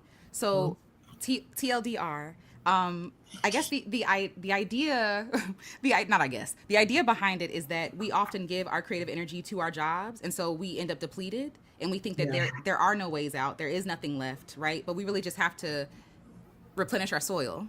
True. And so that's what I'll basically be talking about, is like reclaiming our creativity, giving ourselves permission to create, and to again go back and go get our younger self and go create something beautiful with what we have now, because nothing is waste, everything is compost. So yeah. Ooh. That's my friend Alexis, by the way, Alexis Flanagan. She gave me that phrase, so thank you. I love that.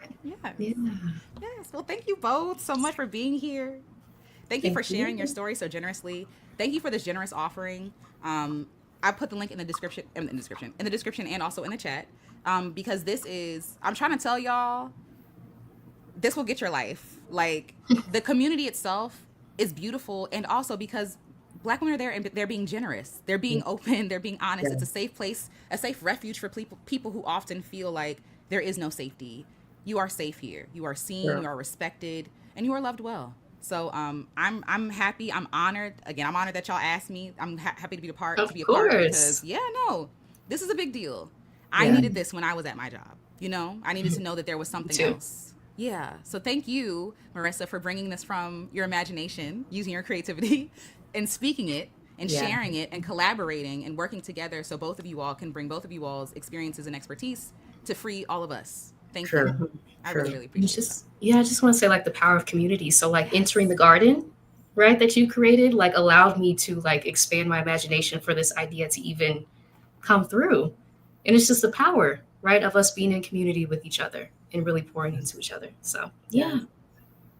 That is so good. I will say, I agree with you all. You don't know what you're capable of, like, until you touch somebody else who has seen different, has gone beyond where you've been. Yeah. Sometimes you just sometimes you need a confirmation. And you can, and also, here's how I did it. And I love that this summit is saying, here's how I did it. Here's how to do it. And you're learning from multiple Black women Yes. who've all walked the walk. So it's not just Black women just come. We have all walked the walk. We know what we're talking about. And it really saves the time. It's a shortcut for you. So you're not trying to do your own research and you're on YouTube trying to watch videos. You're learning from people who know what they're talking about, who are other Black women. So we understand the experience. Absolutely. Well, thank you all so much for giving so much of your time. I appreciate you. Marissa, you're going to be somewhere at 6:30. Yes, with Yvonne McBride. Yes. Okay, yes. I will share in the, if you all want to head on over there to support. Yvonne McBride is an amazing person. Marissa's an amazing person. I'm going to share her live in my, what do you call it? The membership post. I mean, the membership post. Yeah. Just the posts on there so that you all Community can. tab. Thank you so much. Community tab. Collaboration. And Alicia, Community can I tab. share? I'm going to be on Kim with the Gym Yes. tonight at 8 p.m. Eastern. Yes. So if I Okay, can share yes. that as well. Yes, absolutely. I'll share both of them. Thank you so much. Thank you so you. much. Yes, but thank you all for offering your time. And thank you all for being in the chat. Thank you all for being so kind and generous with each other and generous with us. I appreciate that. You all are an amazing community, and I'm happy that you're here. So. And you are amazing, Alicia. Yes. You are light. You are Yes. light. Thank you So so thank you so much. much. You are. Thank Give you. your flowers. Thank you so much. I appreciate them. I love flowers. Yes. But yes, thank you all. And if you all wait 1 second, but you all have a wonderful evening, and I will share all the links to all the things. And please sign up if you have it, and if you have it to go, please sign up. Yeah, just show up. You'll be amazed. Okay. Yes. Until next time, y'all. Later. Bye. Bye. Thank you. Thank you.